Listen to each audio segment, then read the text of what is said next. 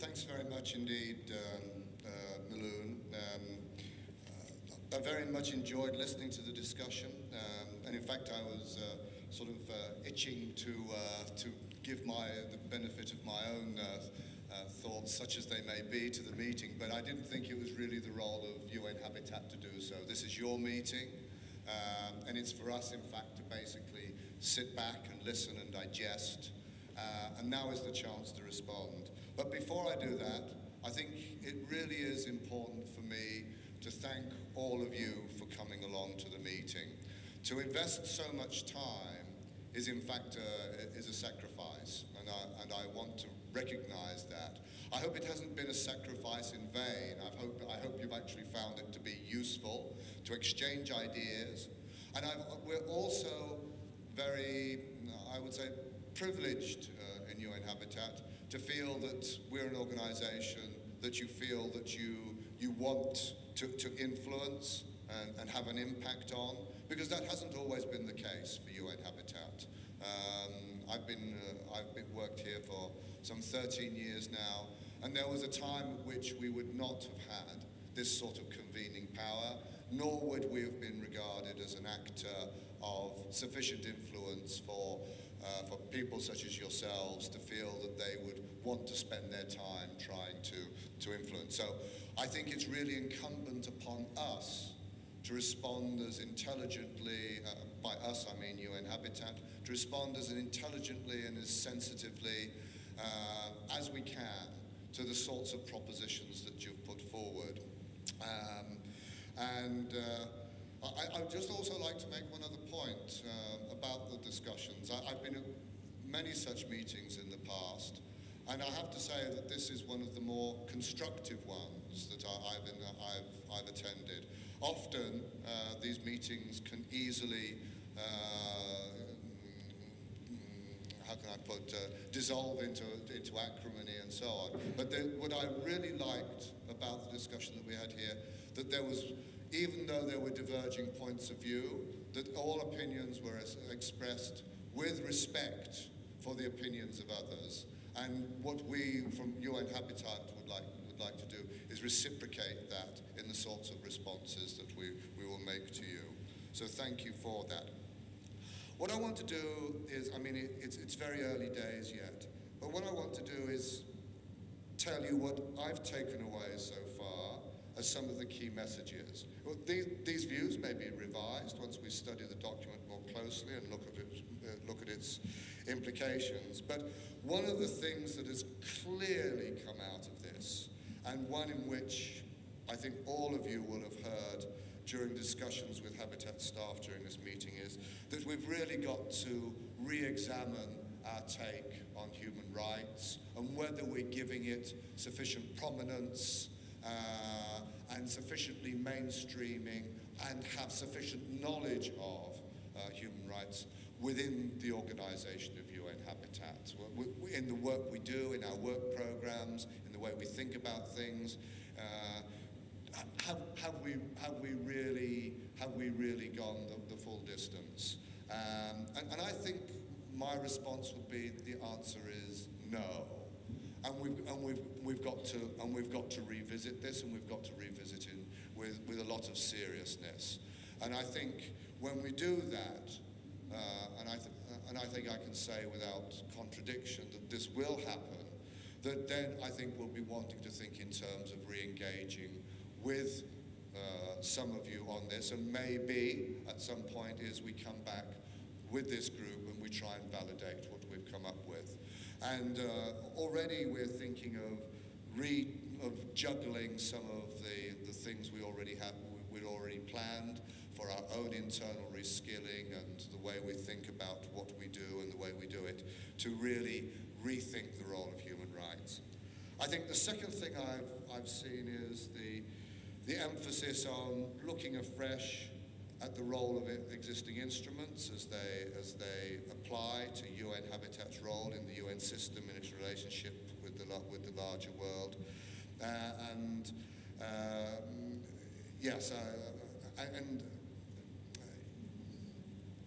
that's something I think we've really... I've been heartened by the fact that so many people have referred to the Habitat Agenda as the source of so much thinking. And I think there's always the danger with a document that's now almost 15 years old, that time wearies us, that we lose the freshness of referring back to that as our key mandate. But I think we've probably got, just in the same way as we've got to look at the human rights instruments, we have to think afresh also about the implications of the Habitat Agenda in what Habitat does. Other important messages, this is not exclusive, but this is key words, if you like, that I've taken out of the documentation, the document that you've prepared, these recommendations, is the importance of early warning methods, of monitoring, of influencing legislation. I noted here particularly in connection with exploring compensation. The role of Habitat in developing tools, as information exchange and so on. So these are some of the key ingredients of how we have to start looking at forced evictions in the context of the overall role of UN Habitat. If I could express one area of disappointment, I would say it is with the discussion on AGFE and a possible successor body to AGFE. I think within AGFE and in the General Assembly resolution, I think it is that governs that, Governing Council resolution, I think there is an enormous potential. It's clear we have not fully exploited that in the way that AGFE carried out its work before, but I would have hoped to have seen perhaps a little bit more specific substance to the way a successor to AGFE could operate, because as far as UN Habitat is concerned, we are continually looking for ways in which we can productively engage with Habitat partner organizations. And a successor to AGFE would be one of those means. We're also looking at in connection with other areas of Habitat activity, how we can import experience, how we can import good ideas, how we can import knowledge of what's actually happening in the world into the way Habitat responds to the issues that it has to deal with. And so, for example, we're thinking of setting up, we already have advisory groups on land, for example. We're thinking of setting up advisory groups with regard to gender, just to make certain that Habitat becomes outward-looking rather than inward-looking in the way it thinks about what it does and the way it does it. I think we have some problem areas which you have pointed out to us that we have to address. And this goes to the heart of what is Habitat's role and mandate. And there's going to be some difficult trade-offs to make. What I've heard as a fairly consistent theme is that what is wanted from Habitat is a leadership role, often in addressing specific situations of forced evictions. We've had references to the situation here in Nairobi.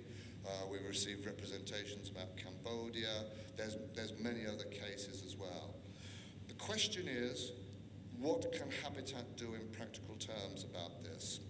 As an organization that has the resources that it has, both in terms of money and in terms of personnel, what could it practically do as being as an organization that is an advisor to governments and local authorities and non-governmental and civil society organizations? What can it do to name and shame governments?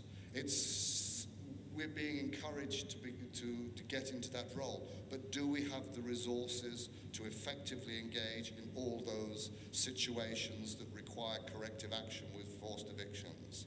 Can Habitat facilitate such engagement by others? What resources do we have to bring to bear to enable that to happen effectively? And then how does that affect on our chosen role?